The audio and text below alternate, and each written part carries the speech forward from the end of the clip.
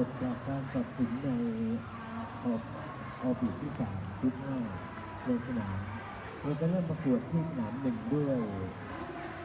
ทุก5ออบีที่5นะครับในบีดเซเว่นฮาร์ตี้ก่อน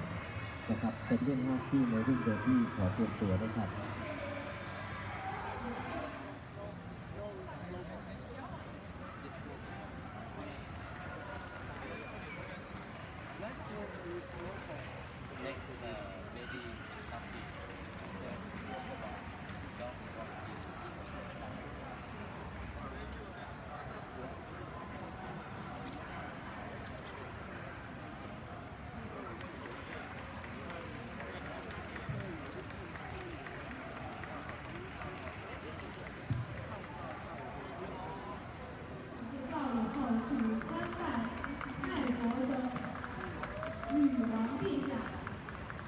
ครับและถ้วยรางวัลนะครับจะเป็นถ้วยรางวัลของสมเด็จพระนางเจ้าสิริกิติ์พระบรมราชินีนาถ